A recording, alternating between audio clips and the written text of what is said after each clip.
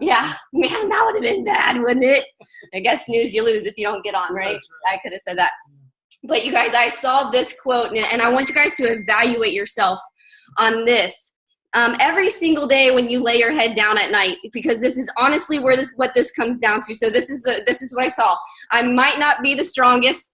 I might not be the fastest, but I'll be damned if I'm not trying my hardest. And that is all you guys. Look, I'm scooting back. I'm about to get heated. That is all that you can do. That is something we teach Griffin and Riley and Ollie every single day when it comes to whether they're going into school, they're going to take a test, or if they're going to on the soccer field, the football field, or the gymnastics. What's that called? It's not a court. I'm going to have to learn this lingo for this. Ring? No, it's not a ring. It's not a ring. Gymnastics thing. We'll call it a thing. A floor. A floor. That sounds good. Floor. We always tell them all that I care about. Griffin could bring home a 70 or he could bring home 100.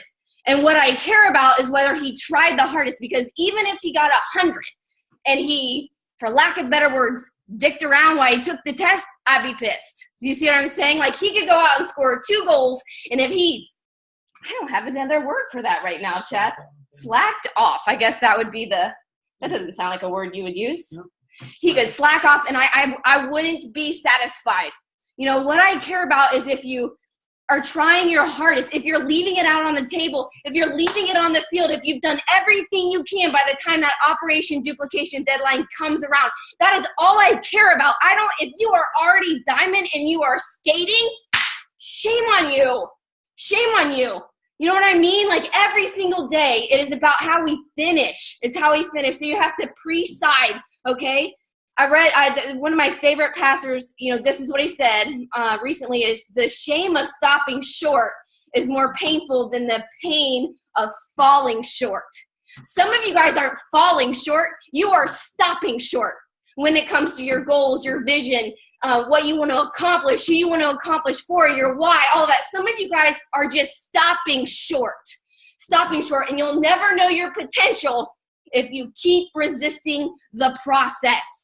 Okay, there is a process to everything. And if you keep resisting it, if you keep resisting the failing, if you keep resisting the mistakes, if you keep resisting the consistency, you will never know what you could have achieved. Not just in this business, but in life. And isn't that sad? Wouldn't that be a sad place to be? And so, you guys, I'm going to repeat that again. You may not be the strongest. You may not be the fastest. But you will be damned if you're not trying the hardest. And that's exactly where we're going to leave it going in with Jenelle today. Janelle, there's a funny story. And I had to leave it all on the table. This is how I got Jenelle on the call. Is I was reading the 4-Hour Work Week.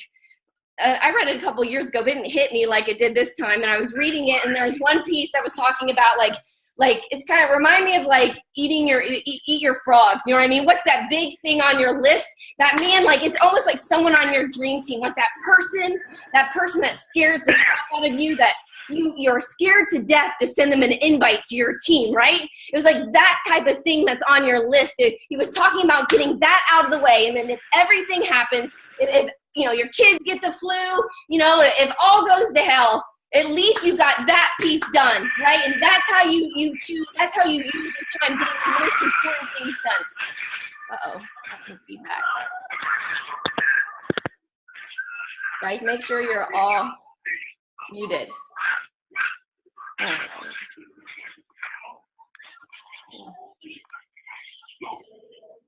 I don't know where it's coming from. Anyway, so that's what I did. So it was, my goal was to get you guys, everybody make sure you have your, it's not letting me mute everybody. So, you know, my goal this year was to get you guys surrounded by the most incredible leaders in this company that I have the highest respect for. And Jenelle was number 1 on the list. And of course I was like, not today.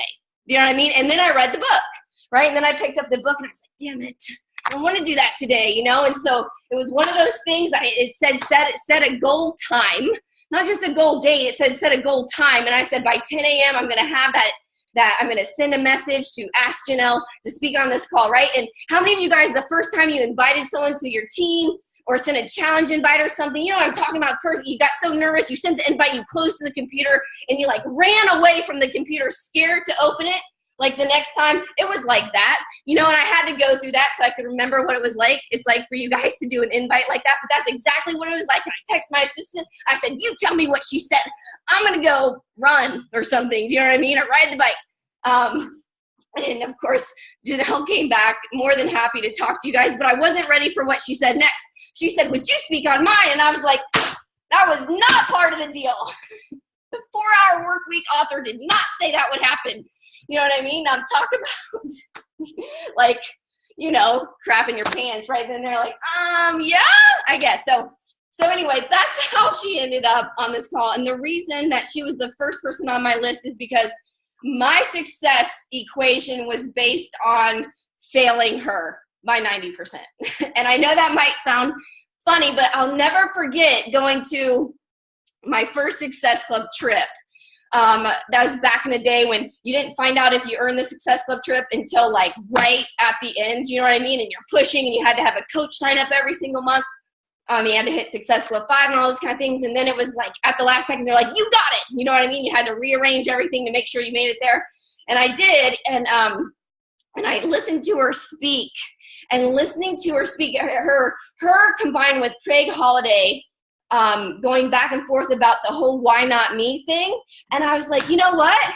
Why not me? Why not me? I could fail her by 90%. See, I'd heard that from another mentor that said that if she failed her mentor by 90%, that she would still be better off than she was at that time, even if it took her 20 years.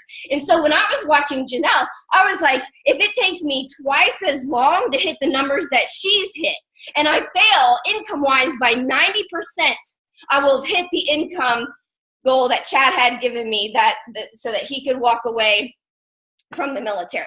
So my entire equation was based on failure. You know what I mean? And that was ingrained in me from the get-go, is that I'm going to have to fail. It's okay. Actually, I should fail by 90%, and I'll get where I wanted to go. See, some of you guys are putting this idea of perfection on yourself. Like you forget that there's only one person that ever walked this earth that was perfect, and for some reason, you're the second. You're the second one. You know what I mean? You take all that pressure and you put it on yourself, and you forget that failure is part of the equation. And sometimes even 90%. Now listen, you guys, with that mentality, with the just hanging on to everything Jenelle Summers said, her and Melissa McAllister and Christine Dwyer and Mindy Winder, those are the type of people that I grew up listening to in this business, you know, hanging on every word, writing down everything that they had to say, taking the coaching, applying it immediately, and expecting to still fail by 90%. And if I did that, I would get exactly where I need to go. I would not be crawling into a bed all by myself 90% of the time anymore. I would not be going to Valentine's Day parties by myself, or packing lunches by myself, or cooking every meal by myself, or going to every sporting event by myself, or doing all the laundry by myself. You're welcome. You know what I'm saying? Like if I failed her by 90%, that was the promise that I was hanging on. And then I hung on every word that she said and applied it every single time. You guys, that is the best way that you can honor a mentor or someone that is speaking to you, is to put into action what they have taken the time to give to you. And that's what I'm going to ask you guys to do tonight, is to honor Jenelle's time, the time that she has taken away from her son and her husband and her own team to spend with you guys. I'm asking you not to just sit back and be like, that is so good for Jenelle. That is so good. You know, she is such a good speaker. That is so good, but never me. That's crap. That's crap. You'll never know your potential if you keep resisting the process. And part of that process is being coachable. So you guys, without further ado, Jenelle is a wife and a mom. Okay, here we go. I got to bring up these stats right here because this is a long list. And I was like, dang, I am failing her by 90%. High five. 15-star in 3 of her business centers, 6-star in her 4th business center, diamond in her 5th business center, a 3-time top 20, a 3-time top 10, Success Club 10 legend, the Leadership Award recipient, a CAB member, which is the Coach Advisory Board, which goes to bat for us coaches so that we have a voice, and the Million Club, you guys, and so many things after that, I'm sure, little things along the way. But you guys, pull up your chair, lean in, get your pen out, because this girl right here, you guys, I talk about the 3 H's of success all the time, and she embodies every single one of them. Heart. You guys, if you have ever heard her speak or read her Facebook or seen her on stage, if there's anything that she has, it is heart. And she sure as hell hustles. You guys heard her accolades just now. She is the hustle, get to work, just do it kind of girl, and she is humble. It is what attracted me to her. She is so incredibly humble that you can't help but want to stand next to her. So, Jenelle, without further ado, it is all you, girl. Can you hear me okay? I can. I just got to find you so I can make you on the big screen. Oh, there we go. You're amazing. You are amazing. You guys are so blessed to have Summer as your leader. Seriously, when she asked me to speak on when she asked me to speak on this call and I asked her to speak on my call, that's something I had been wanting to do for a long time. Ever since the very first time I heard her speak on the National Wake Up Call, I was like, oh my gosh. Like I was texting my friends who are coaches and being like, oh my gosh, did you hear Summer? Oh my goodness. Like we were all just freaking out. She just blows it out of the water every time. And with my team, they just went nuts over the training. So you guys are so lucky that you get to hear from her every week. I hope that you never take that for granted, because there are people in the coaching community who would just do anything to be mentored by and have trainings like you have from Summer. So with that, Summer, thank you so much for all the kind words. Okay, so the training today is about the importance and steps and expectations of building your dream team. And this is just really a hot topic for me. And I love my team. I do feel like I have the dream team. I absolutely love my team. But it's something where I feel like so many coaches see it as like a secondary thing to do. And it's so incredibly important. Like your business does not grow truly as this business is meant to grow, and the way that you see the leaders grow their businesses if you're not growing a team. And I just see too many coaches that wait to grow their team because they don't think they're fit enough, or they don't think they're a good enough leader, or they don't think they know enough yet, or they don't think they can mentor people, or they think they might not have enough time or whatever. And so they don't start growing the team. And that just has a negative impact on your business that can really start compounding if you don't address what you need to address ASAP. And really, it's not even so much addressing it. It just is freaking go for it. Start building a team, because you're not going to know how exactly to develop your team or to become a leader until you just start doing it. And that's one of the main things that I did as a brand new coach, that I'm like, that's the one thing I did right. I started building a team on day one. And you want to know the truth? I don't say this very often because I don't want to scare people with it, but I started building my team before I joined. When I made up my mind in my head, and I obviously researched it, talked about it, and asked a million gazillion questions. And once we said in our heads, yeah, we're going to do this, that day, before I even enrolled, we started talking to people, and we met with Matt's brother and one of his friends. And like, we were that excited. We hadn't even signed up yet, you guys. And Matt and I were already starting to recruit people. That's how excited we were. Did I know anything? No. And guess what? On day one as a coach, I set up my first team training. I had a team, and I was going to train them on, I don't even know what I was going to train them on. I literally said to Matt, Matt's like, okay, so we're having some people over to our house. So like, what are you going to train them on? I'm like, I have no idea, but I'll figure it out by Friday. Everything I learned from right now until Friday, I'm going to teach them.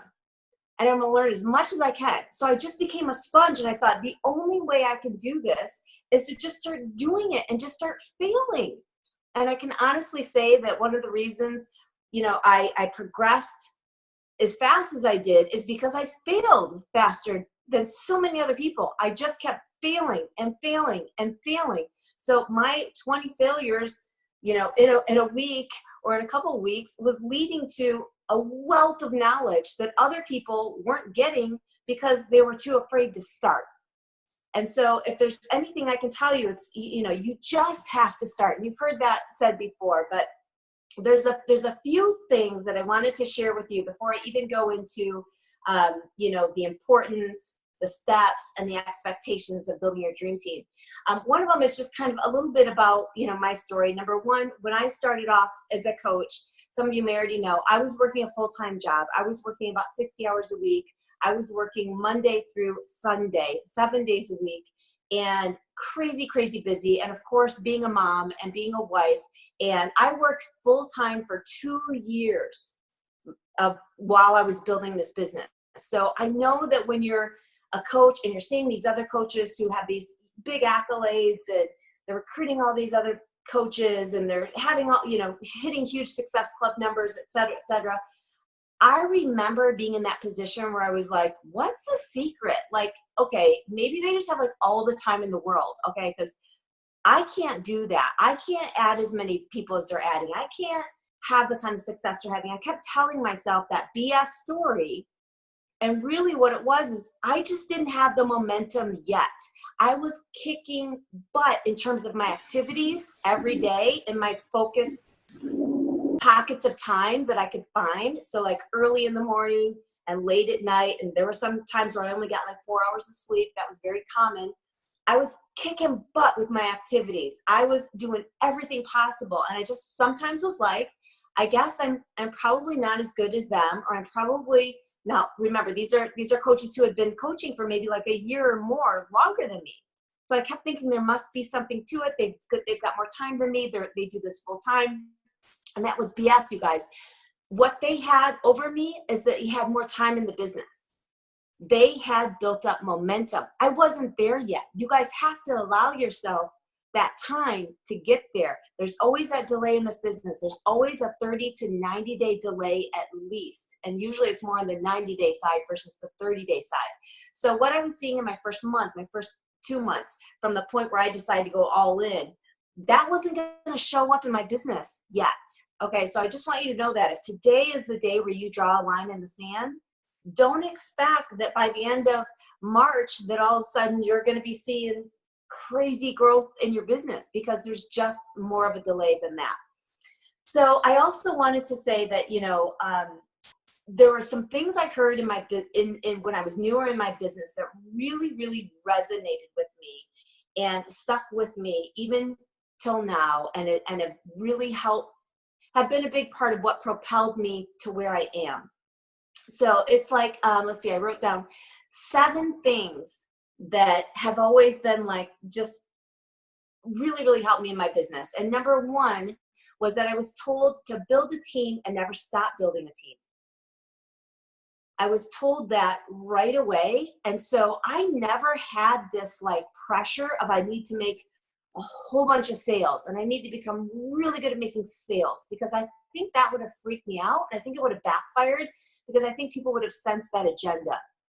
Instead, I was told, inspire people into fitness, into a healthier lifestyle, into eating better, moving more, et cetera, et cetera. Like just that general, like inspire people. And I was like, I love that. I can do that. Please tell me I don't need to push products on people. Let me just help them. And if the Beachbody, you know, program is going to help them, then great. But if it's something else, it's a walking video from Walmart, please let me tell them they should buy that instead. Like I want to be genuine in what I'm doing. And so I love that I could do that. And they said, but build a team and never stop building a team, because it's an amazing opportunity of doing just that. Inspiring people into health, fitness, balance, wellness, all those things. It's an amazing business. Talk to people about that business. And so it was these 2 things that I needed to do. And I thought, simple enough, I can do that. I don't know what I'm doing really, or how I'm going to do it, or how it's all going to pan out. I wasn't even on social media, you guys. I went diamond before I was ever even on social media. So I thought, okay, those 2 things, I can do that. So that was the one thing, is build a team and never stop building a team. Number 2 was to introduce the business opportunity to at least 3 to 5 different people every single week. Okay, so when I first heard that, that did freak me out a little bit, especially because I figured, okay, after some point in time, I'm gonna really run out of that warm market. So what's that gonna look like? I didn't know what that was gonna look like, you guys, but I just kept putting one foot in front of the other and making sure that I was hitting that activity goal of introducing the business opportunity to at least 3 to 5 people per week. And then I thought, you know what? I've always in my life, whenever someone throws out this is a minimum, this is what the average person should do, this is the goal, it's always been ingrained in me to overshoot things. And so I thought, okay, if that's the minimum, I need to shoot for 5 to 10. If 3 to 5 is what I really should do, or what most people should do, I'm going to shoot for 5 to 10. So that's what I started doing. And that's what a lot of my leading coaches started to do as well. And that got me really far. Was it easy? No. Was it worth it? Of course. Number 3 was just remembering that some will, some won't, who cares, next.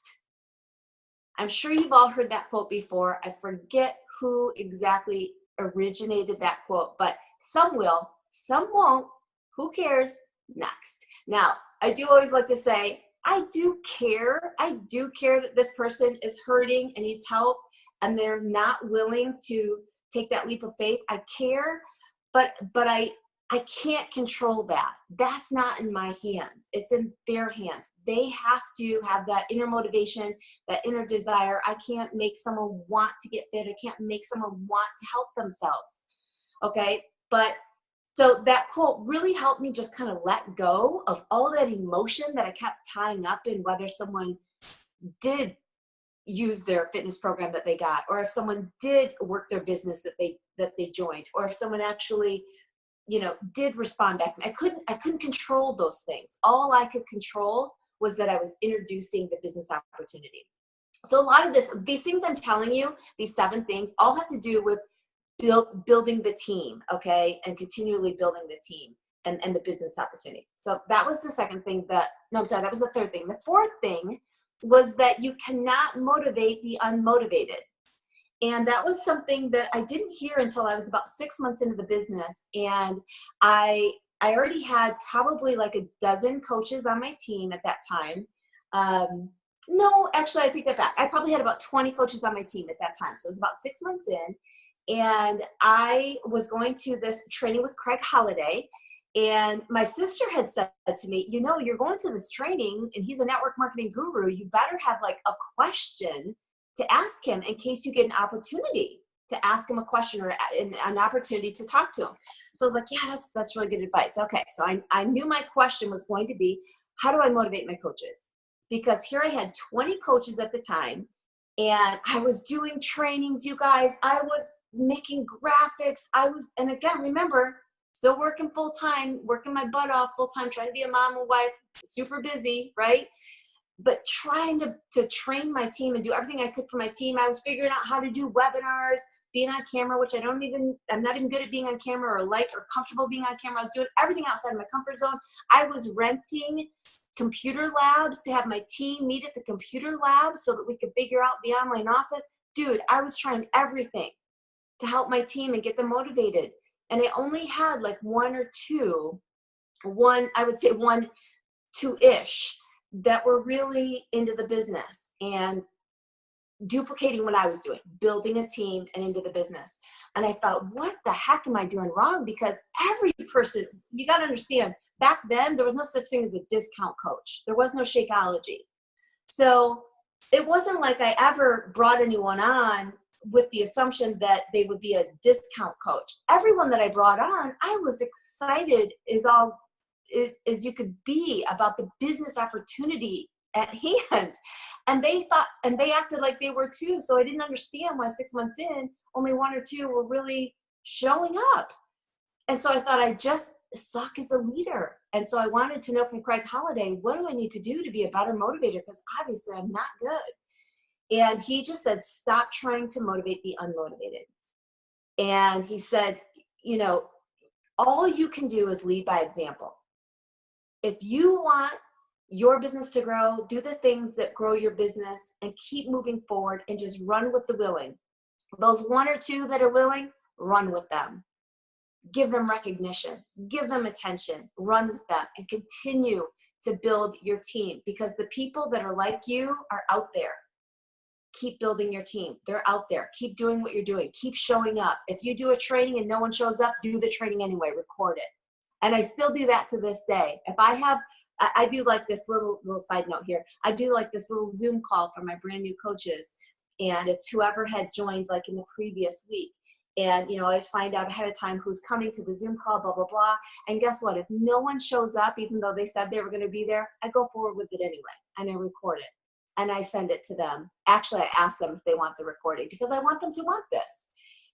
But the thing is, I still do it. I still go forward. I still show up. If it's a challenge, I've done challenge groups with just 2 people before. It's just this matter of where you keep moving forward, one foot in front of the other, regardless of who is jumping on board. You have to have that mentality and never give up on that. So you can't motivate the unmotivated. You have to lead by example. Number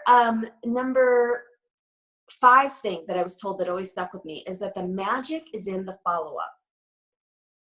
So incredibly true. Oh my gosh, you guys, if you are introducing this business opportunity to people and you are just shutting down that conversation because they show disinterest, you're missing the boat. You are so missing the boat. When my sister Shalene Johnson was the one that told me about this business opportunity. And you guys, I was so uninterested, so skeptical about it. I really, if she were a coach, she's obviously not a coach, but if she were, I have no doubt that she would have gone, cross her off the list, because I did not act interested. I acted very skeptical. I was like, nah, that's totally not for me. I'm not into sales. I've never been into sales. I suck at sales. I'm so shy. I'm such an introvert. I have no, network whatsoever. I have no interest in building a network. I have no interest in, everything that I thought it had to do with, I had no interest in, right?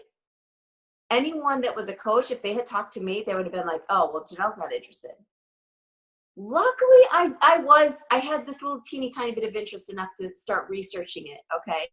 But if you're talking to these people and that's the kind of sense you're getting, don't assume that they really have no interest, because there might be that little twinge of interest that starts to grow. And that's why you have to plant that seed. And all you're doing when you introduce the business opportunity to people and you're just saying, hey, given what you just told me about your commute, you ever considered, starting an online business? So you're just saying, have you ever considered, given that problem you just mentioned, have you ever considered starting an online business? Have you ever considered doing what I do? Have you ever considered, is all you have to say. And all you're doing with that, you guys, is planting a seed. You are not asking for a yes or no. Don't even expect that. You're planting a seed that you're going to grow over time. And how is that seed going to grow? It's going to grow through them seeing your posts. It's going to grow through the conversation that you continue to have afterwards about their kids, about school, about their vacation, and building that relationship. And then circling back to that issue that they brought up. Maybe it's the commute. Maybe it's the finances. Maybe it's that they don't feel like they have purpose in what they do. Maybe they make an amazing income already, but they don't feel like they have purpose. Maybe they work too many hours. You guys, there are so many people out there need a business like this, and they don't know it. They do not know it. And when you introduce this business opportunity, their head fills with all these preconceived notions that are just so untrue. And you have to peel back those layers. And that's going to take some time. And that all happens in follow-up messages. So if you're thinking that you can just put that question out there to someone, or you can just put that post out there and people will come to you, you're wrong. You're wrong. You can't do that.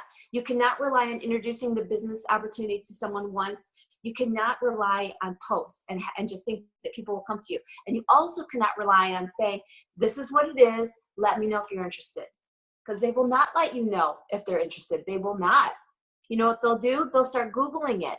And then they'll get sidetracked. And before you know it, they're, I don't know, figuring out how to do some new kind of dance on YouTube. Who knows? They'll get sidetracked and they will not let you know that they had a moment of interest. You have to ask.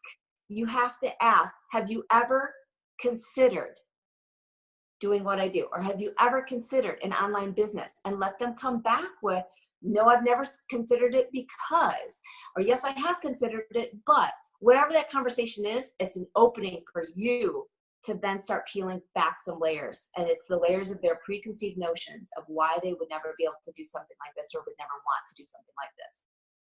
Okay, so number 6 is that only 10 to 20% of your team, and this is of course just a rough number, but only really 10 to 20% of your team really run with this and pursue it. And that 10 to 20%, it evolves, it changes over time. So the people that are in that 10 to 20% right now, quite honestly, might not be the 10 to 20% that are engaged in pursuing it in July. And you have to be okay with that. Because who's engaged in pursuing it now versus later versus a year ago is not in your control. All you can control is what you're doing. And this kind of brings back to memory another thing that was said to me is equip everyone. Equip and believe in everyone. And run with the willing and challenge the willing. Okay. And that always stuck with me. So I really, I know there are some coaches who really, they don't like do a getting started right call or something with the coach unless they've bought a challenge pack or unless they become emerald or something like that. And no, I don't want to speak negatively about what anyone does because everyone has their own way of doing things. We all do things differently, but I really do value everyone because I know everyone is in a different position. And my top coach, Mindy Wender, joined without being active. So I always go back to that. I know the financial position that she was in, and she was worried that she would even be able to afford the startup fee. She was worried that she was going to be able she was worried she was not going to be able to afford that $15.95 a month the next month. Okay. But I sensed that fire within, and I knew she loved Turbo Jam. She had bought Turbo Jam like a year earlier or something, and I don't know who she bought it from. She didn't buy it from me, so she wasn't even one of my customers. She probably, who knows, maybe got it from eBay. But my point is, you really have to understand that only 10 to 20% are going to work it, and you don't know who they're going to be. So believe in everyone, equip everyone, and when you start to see who the willing are, run with them. And then lastly, number 7, and I kind of already went over this one, but it was something that was said to me that really stuck with me and has helped me all along, is that when you're introducing the business opportunity, it has to be that you are making this suggestion, you are planting the seed because they have mentioned a need. And so all you're doing is asking if they've ever considered this solution. That's all you're doing. To me, that took the fear out of asking because they've got a problem, they've got a need, they've got an issue. All I'm doing is saying, have you ever considered this one particular solution? That's all I'm saying. So it took the fear out of it for me, and it allowed me to ask more people because I realized that it was something I was doing as a favor to them, not anything that was going to benefit me. In fact, any of you that understand the business, you know that no one person can benefit you by joining as much as they will benefit themselves. No one person is going to benefit my business by any significant means, especially not as much as it's going to benefit them. Okay, so I'm telling them, and I'm planting the seed for their sake, right? Okay, so let me go into first, I'm going to go over 3 things: the importance, the steps, and then the expectations. And some of this might overlap a little bit, but number 1, the importance of building a team. So, we kind of have to reverse engineer this whole thing. When you look at, where your business really starts to take off financially, it's really kind of like at 2-star diamond, and you get to open up a secondary business center, and that second business center helps your first business center, plus it helps itself. So it's kind of like your income starts like double dipping with the same activities. You're making not twice as much, but your activities are like worth twice as much because it's impacting positively 2 business centers at once. So when you look at coaches who are, 2-star, 5-star, 10-star, and their incomes, you'll hear in the national wake up call that their incomes are, I don't know the numbers they throw out there, 200% higher, 500% higher. I mean, they're doubling, tripling, quadrupling, 5 times over, 10 times over their income. It keeps jumping like that. And I know as a newer coach, or maybe if you're not diamond yet, you must be thinking, that sounds so far-fetched. That's crazy. Like, it's so hard just to even get to to emerald and then to get to diamond. Well, first of all, let me assure you that as you get into a system and you get into a momentum, all of this becomes so much easier, okay? Because you do have momentum and you do have systems. Getting to 1-star and 2-star was way more difficult than getting to 15-star. Honest truth. I never, and I can say this honestly, I did not have a goal of getting to 15-star. My goal was always to help more and more of my coaches become 6-figure earners. And I knew that if my activities were constantly leading me towards building more 6-figure earners, that my first business center was going to get to 15-star. Guys, I was already building that second business center. All my new coaches were going into my second business center. That first business center, though, I was still equipping them. I was still mentoring them. I was still training them. They're training them all. I knew that those people, those coaches, were going to continually build and get to diamond and beyond. Okay, so let me back up. So 2-star is when you have 2 diamonds underneath you that are personally sponsored, and that's when you get to open up another business center. It's like you're sponsoring a new coach, and it's you, and it's someone who knows how to get to diamond. Awesome. Isn't that great when you sign someone up and they like already know what they're doing? That's what happens. You sign someone up, it's you. They already know how to get to diamond. It's you. So now you're going to be 3-star. Now all of a sudden it's like, okay, 3-star. Now I can see how 4-star is going to happen, and now I can see 5-star in my sights. So it really starts to make a difference. So, but here's the deal. Oops, I'm sorry. Did you say something, Summer? No, I think someone has their thing unmuted and it was making noises. Oh. But no, you're totally good, girl. Keep going. Okay. So 2-star is where it really starts to take off. And so, but here's the thing, you know, if you aren't continually building your team and constantly adding like 4 coaches a month, and I know that might sound scary at first, but it is possible. You can do it if you really start to focus a little bit more on building your team and building fitness business leaders, helping other women and men build a business that they can you know, potentially quit their full-time job or potentially pay off some debt or whatever it may be. And you're helping, you know, build that dream for them. Okay. And so, okay, so we can get you some milk. Hold on, Jenelle.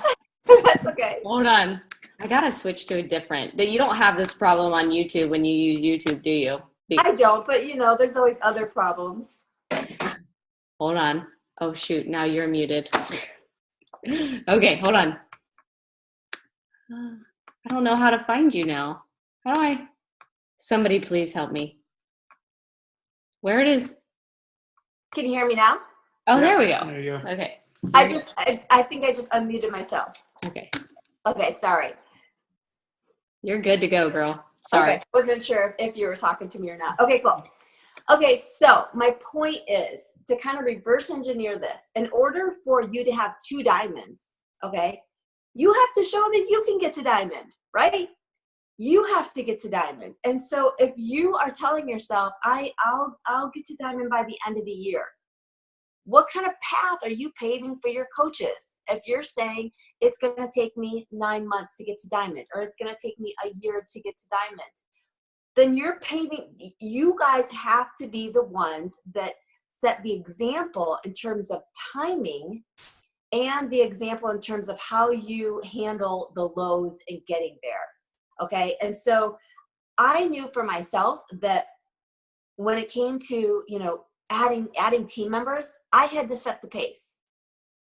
And by doing so, that way, you know, when you're telling your coaches that, you know, diamond is that next step, or 1-star is that next step, you can show the activities that you did to get there. But if you're not setting the pace and you're not showing the timing is possible, they're not going to think it's possible. So you have to, number one, you have to be setting the example for the timing, and you have to be setting the example for how you deal with the approach and the obstacles, not really the obstacles, but the struggles of getting to diamond. Okay. So you might feel like you're up against a wall getting to diamond. Okay. Maybe it's that you can't seem to get your coaches to emerald. And I have a lot of coaches who are in this boat. They can add coaches, okay, but they have a hard time developing emeralds, okay? And really what it boils down to is you can't just like get someone excited about becoming emerald because they're like, what's in it for me? They're like, okay, I get this and I get that, but is it really worth what the work that I'm gonna have to put into it, right?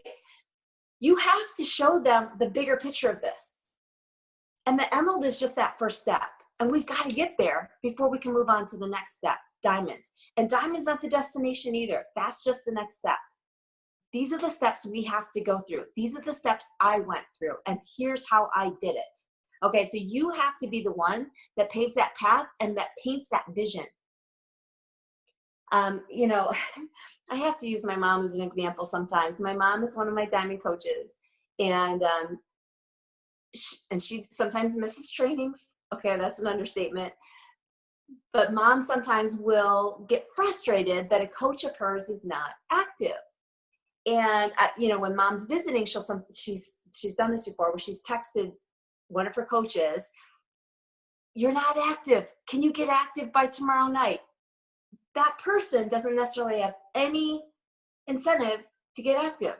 They're probably sitting going, "Okay, why? Like, I don't need anything right now, and I'm not working this business, so why would I get active?" Same thing as if you're telling a coach, "You got to get to emerald." They're probably going, "Why?"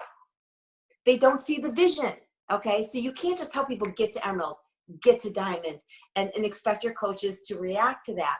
You have to show them what's in this business for them, what's in the long term.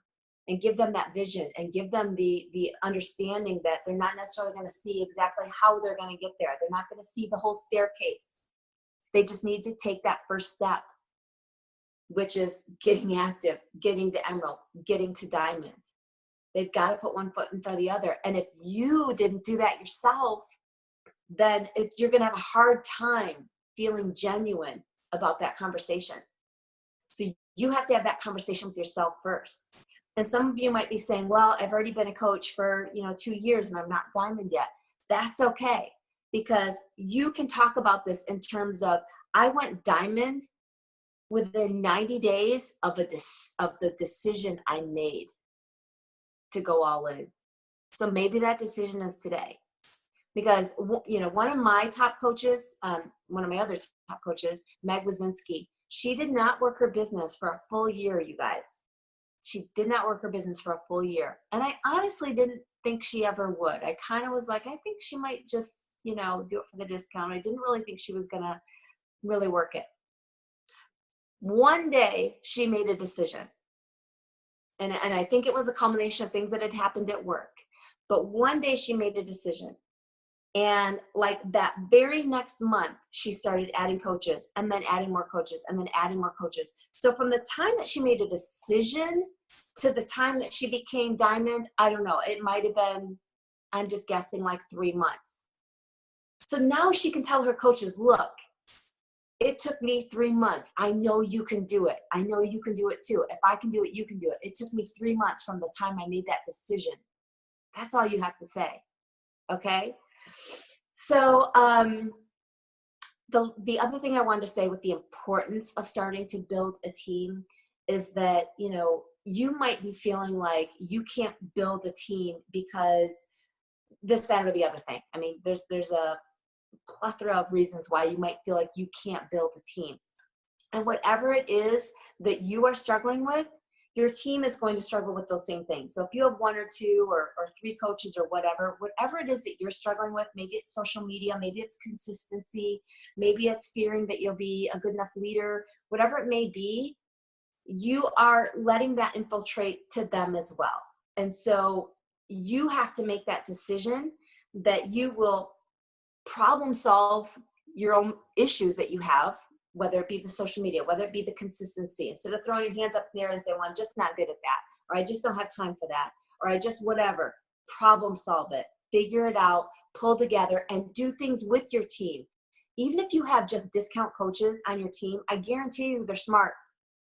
And I guarantee you they like doing things with purpose. And I guarantee you there's a reason they joined you. You guys, they took time to join you. They're paying that 15 whatever per month to be a part of your team. Involve them in something, whether it be a free group, whether you co-host a group with them, or you allow them in challenge groups, or whatever it may be. Involve them in any way.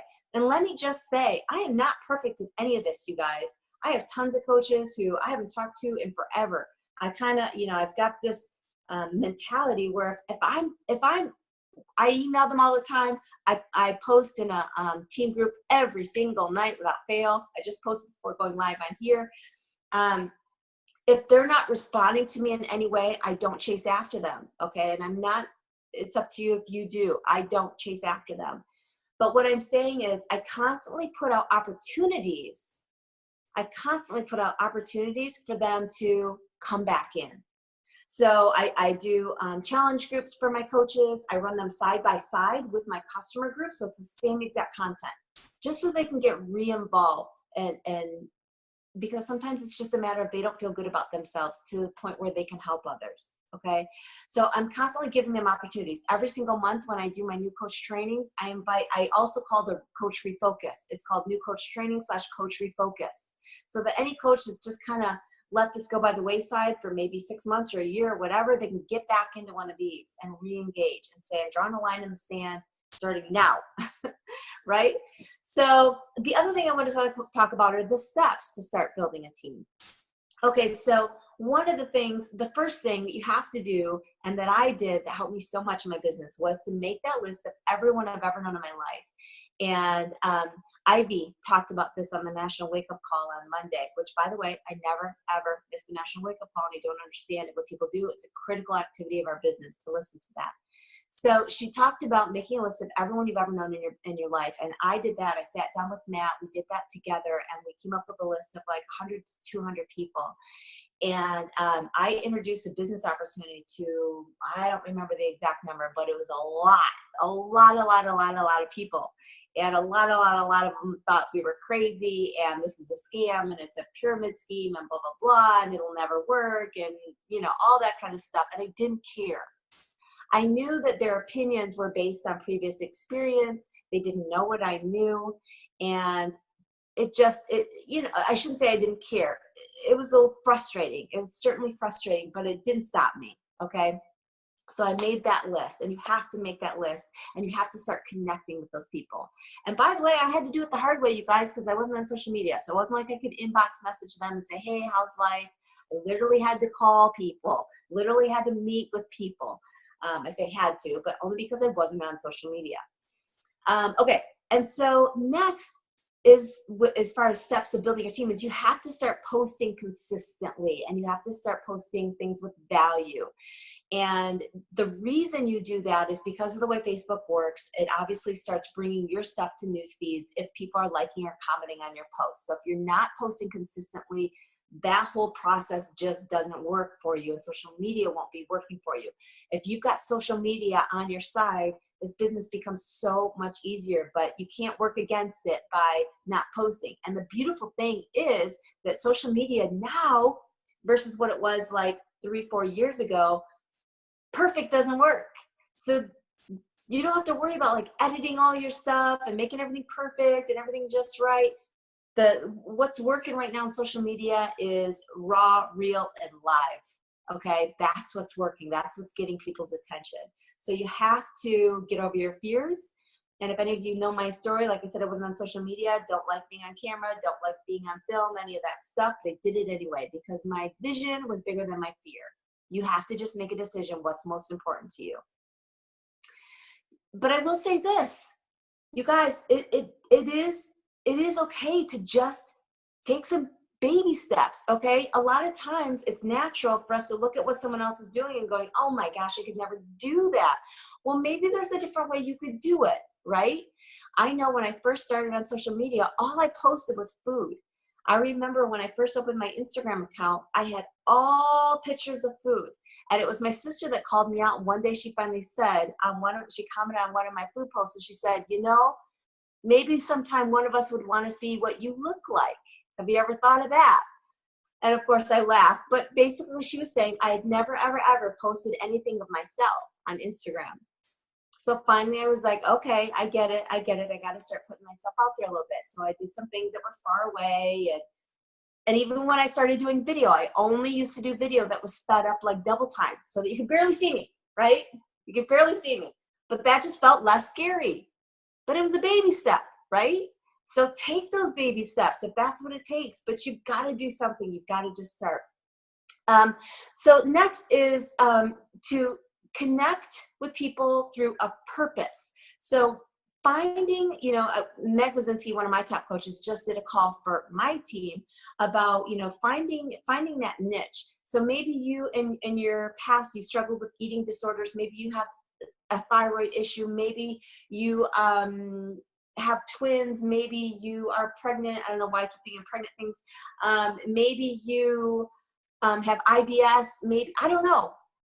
Maybe you're shy, maybe you're an introvert. I don't know. You had experiences in your life that make you unique. And there's more than one for sure.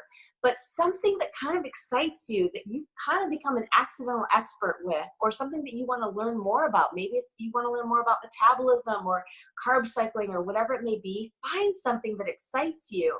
Start posting about that thing. Start getting into those groups. Start hosting free 5-day free groups. Autism, yeah, someone just mentioned that. Whatever it may be, so that you can start connecting with more people in that way, okay? So hosting groups, 5-day free groups. Like I just did a 5-day, I have to use this example. I just did a 5-day Sugar Buster group. And I did it because with my Team Cup Challenge team, we were trying to think of a group that we could do together. And I have done clean eating groups, 5-day clean eating groups that have just completely bombed. No one will get in them. They're completely free and no one wants to be in them.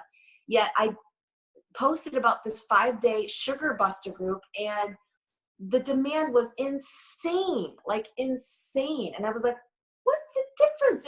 We're eating clean on one hand and on the other hand, we're eating clean. There's like no difference, but it all had to do with marketing. I hit a pain point that my followers had and I had no idea it existed. I mean, really avoiding added sugars and eating clean, they look almost identical, okay, in terms of what we're going to do for 5 days. But yet people went nuts over the Sugar Buster and they could care less about 5-day clean eating groups with me anyway. So it's just interesting, but connect through a purpose. And then the fourth thing was to be, I already said that one. So now my numbers are all off. Okay.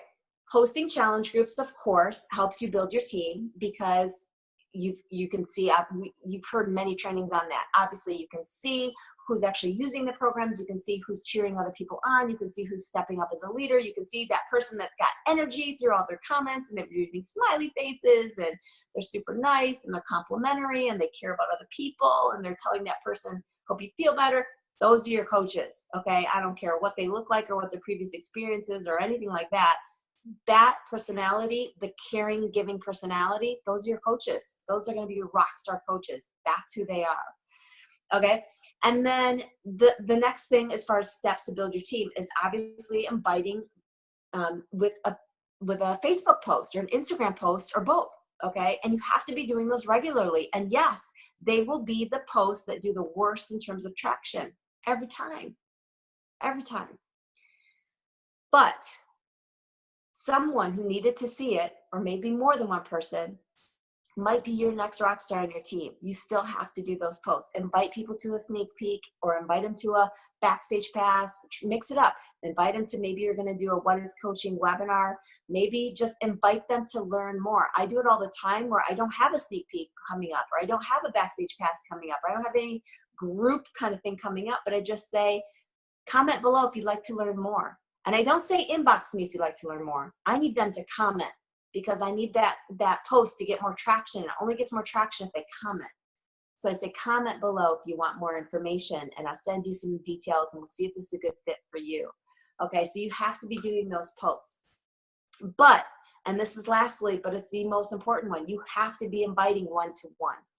One-to-one conversations, you have to be inviting in those one-to-one conversations. There was a call a couple weeks ago. It was one of the newer coaches that did the call, and I believe her name was Erin, and she said one of her biggest tips was inviting in personal messages. And she was dead on, spot on with that. So many coaches just rely on their posts to bring people in because the one-on-one thing is so much scarier.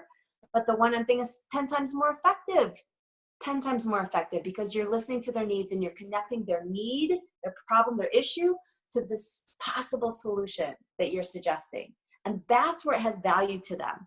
I know we do these posts, and I do it too, where I'm hoping that person resonates with me. I'm hoping they see that their situation is no different than mine. They can do this. I'm hoping they see that.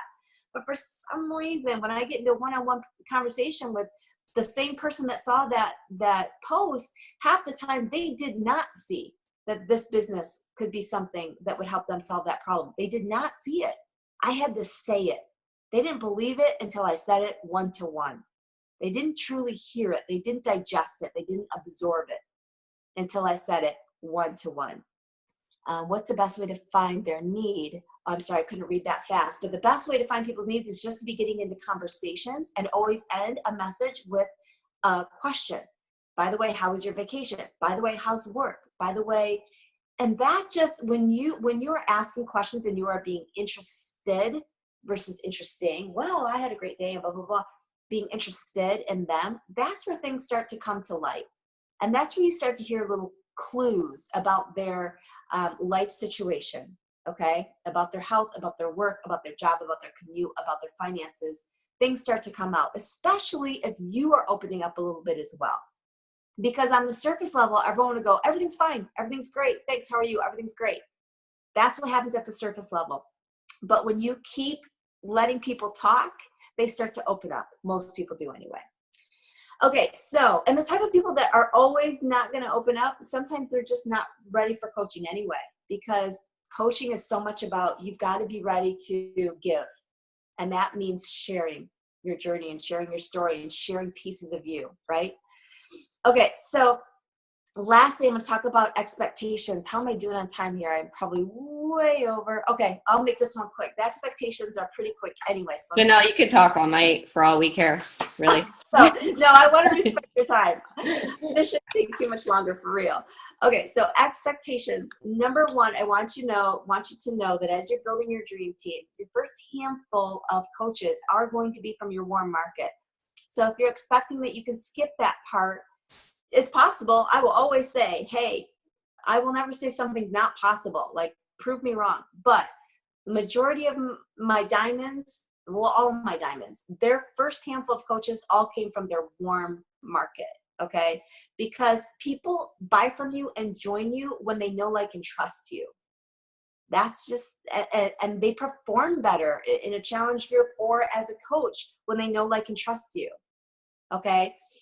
They listen to your trainings. They listen to your advice because they know, like, and trust you. Those are the type of people that are going to join you. So that's why your first handful of coaches are going to come from your warm market. So that's why it's so incredibly key in the steps that I listed, that you list everyone you've ever known in your life and start connecting with those people right away.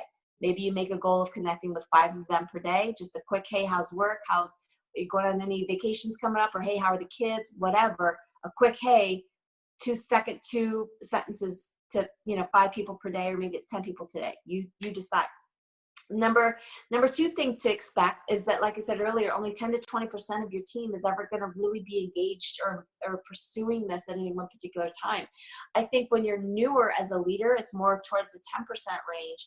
But as you get more momentum and become a better leader, you work more towards that 20% range, or even 30% that are engaged in pursuing this. And that's obviously the goal, to become better at really what it boils down to is becoming better at painting that vision for them, and being real consistent and repetitive about doing that. Number 3 is watch out for that discount coach trap. And what I mean by that is that so many coaches are constantly leading by telling someone about the business opportunity in terms of just a discount. And yeah, they get a discount, but that's not the best thing they get. That's not the best thing this business has to offer by any means. So I don't even understand leading with that. I know why the people do it, though. They do it because it's less scary. But it's also a means to getting yourself in a vicious cycle later. And so definitely I tell people about the discount, and I say, hey, if nothing else, it's an awesome discount. You're already loving Shakeology anyway, so if nothing else, enjoy the discount. That's how I put it, but I make sure I lead with the amazing opportunity, business opportunity that this is, okay? And that seed is always planted with them, okay? So number 4, realize that building your team, even with that first coach, it's all about how you make them feel, okay? Because most people coming into this business, they don't see that they could ever make this into something big. Only you can see that for them, okay? Most of the time, they will not see that for themselves. You have to plug them into things that'll help them see that, like the National Wake Up Call, having them listen to the National Wake Up Call, having them get on all of Summers trainings. You have to plug them in and cheer them on, okay? Because coming into the business, even though I have coaches coming into the business that I've already talked to them about the business opportunity. So I've already prepared them that, you're going to be trained and that this is a business, okay? I've got them in that mindset, but still they don't believe they could ever take this to something big. Most of them do not believe that. So I have to continually build that confidence in them and build that vision in them, build that belief system in them, okay? So you do that obviously through your trainings and through your text messages with them, or however you communicate. Maybe it's Facebook messages or emails, but you are constantly doing that, and it's especially important in their first month or 2. And the 5th thing is people will quit. People will cancel. People will go all in and then cancel. Like, all this kind of stuff is going to happen. Just expect it. I have coaches quit all the time. I have coaches who go diamond and they are all in and they're like, I'm going to be 2-star by Summit. And then the next day they quit. Well, it doesn't happen quite that fast, but the next day they're like, I've just decided I'm not gonna work this business. And I'm like, deep breath. Like, I have to just know that that is going to happen sometimes.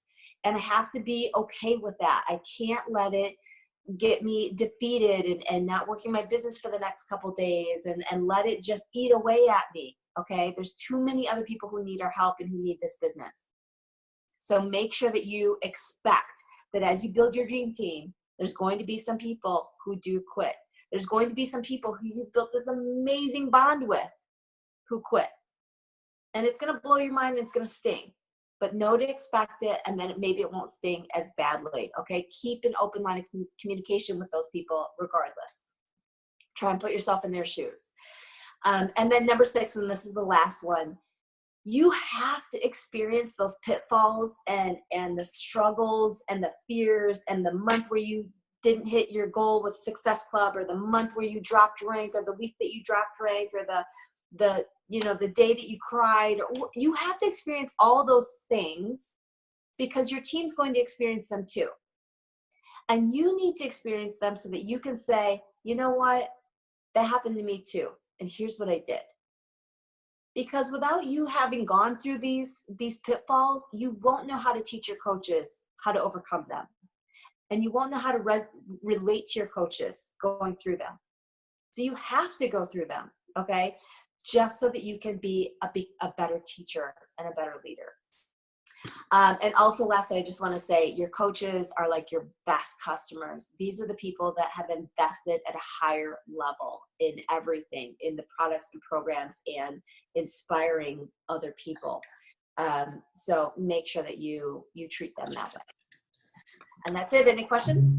Janelle, that was good. You know what? I just can't help but thinking as you're teaching all this stuff, I got loads and loads of. Hello? I remember when. Did I wake you up? Well, hold on a second. Oh, okay. I was just going to let you know I was going to run by real quick and get that stuff. Matt said that he has to get for Anthony, thermostat housing. Okay. Doesn't happen this much. Just tonight. Just when you're on.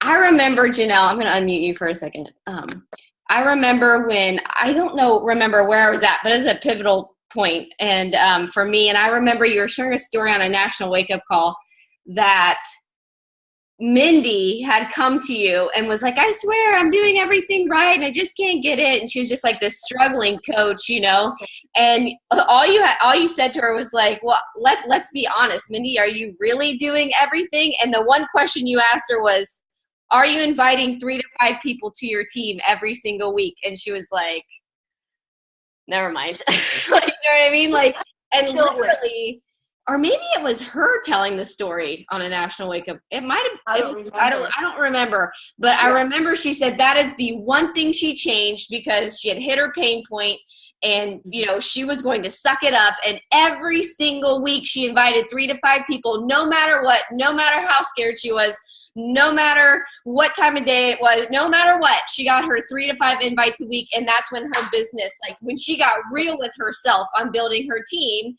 And now look at her, you know what I mean? How far it's crazy, the story. And she's as shy as, I mean, when I listen to her, you know what I mean? She's completely an introvert. Totally. Yeah. Yep. And it did come down to that. And she actually upped her game and she started introducing the business opportunity to 10 people per week without fail. And we used to do an accountability call every Sunday night. And I just had like a handful of coaches that got on it. And we had to every single Sunday list the names of the people that we had introduced a business opportunity to, and you weren't to get on that call unless you had at least 5 names on that list. And Mindy, every single week after week, at least 10 names, if not more. That's incredible. I think a lot of times we're claiming that we're doing everything, but really we're doing all the things that are more in our comfort zone. Like, yeah, I'm doing personal development. Yeah, I'm pushing play. Yeah, I'm sharing on social media. Oh no, I'm not. I'm 1 person a week. And then it's like that one thing that you tweak and you just kind of suck it up and you get outside your comfort zone. It makes everything explode. Yep. You know? So much of it is what's behind the scenes that you cannot see. And it's those inbox messages. Yeah. That's so key. Absolutely. Well, Jenelle, I'm not going to keep you. I'm going to let you head off with your husband and stuff, but we can be more thankful for you and all the time you spent with us and the pages and pages of notes. And hopefully my team's not like, wow, I've never heard this before. I'm going to be like, oh, you know, hopefully that's not. But when someone says it differently and when you weave in all these stories on top of how much experience, knowledge, and heart you have in this business and respect. I mean, very, very powerful call, Jenelle. I appreciate you so much. I really do. Thank you for leading me for so many years. Oh my gosh, thank you. I'm so honored and flattered. Thank you so much. It was such a pleasure to speak to your team. Yeah. Thank you. Absolutely, girl. Thank you so much. Team Courage, I'm going to go ahead and turn off the record button and turn back on in case anybody has Q&A. And Jenelle, we're going to send you off with a big old thank you. And you're amazing. I don't know if you can see the chat. People are just going crazy. You actually blew out the call. I had my phone. Everybody's like, I can't get on. And I went over my max. That never happens unless Jenelle's showing up. Oh, that's awesome. That is awesome. Thank you so much. Have a great night. I see you, Chad. Have a great night, you guys. We'll see you later. Bye, girl. See ya. Bye-bye.